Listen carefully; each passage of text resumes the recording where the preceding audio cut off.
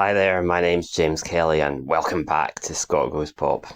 So I was in Glasgow yesterday and I saw the front page of the Times newspaper and it contained a warning to Keir Starmer that he's supposedly breaking international law by proposing to recognise the State of Palestine. And, isn't it touching, isn't it really lovely that the Times is now taking an interest in international law, after 2 years of Israel breaking the cardinal rule of international law by committing genocide, after 2 years of Britain breaking international law by running spy flights for Israel and selling arms to Israel. Suddenly now the Times is interested in international law because Britain might be recognising the State of Palestine. How lovely is that? There are, of course, just a few little snags here. The allegation is that Britain is breaking international law by breaking the Montevideo Convention. So I looked up the Montevideo Convention, and not only has Britain not signed or ratified the Montevideo Convention, actually no country outside the Americas, outside of North America or South America, has ratified the Montevideo Convention. It's a convention essentially of the Organization of American States. So it's not really a convention of international law, it's more a convention of South American and North American law. And even within those continents, not all countries have signed or ratified it. Canada never signed it.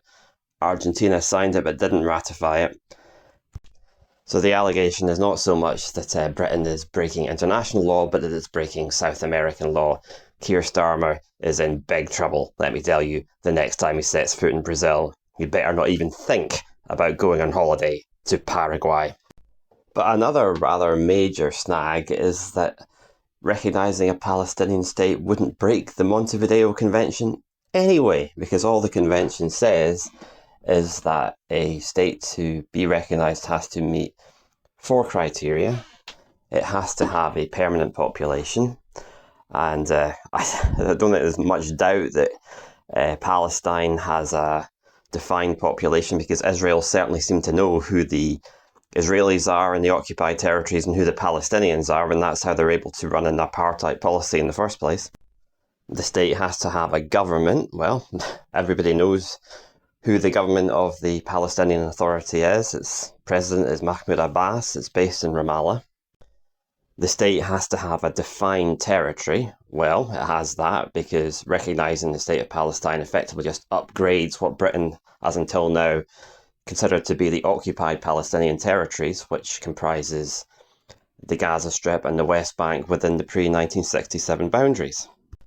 And the only other condition is that the state has to have the capacity to enter into relations with other states, and it certainly has that because the State of Palestine has had diplomatic relations with the vast majority of the world's countries since it declared independence in 1988.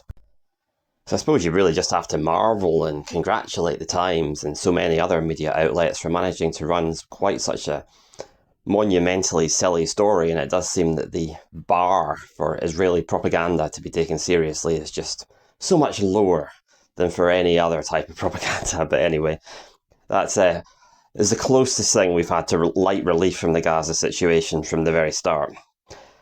So that's it for now. Thanks for listening, and if you're enjoying this content, please subscribe to my YouTube channel. See you later.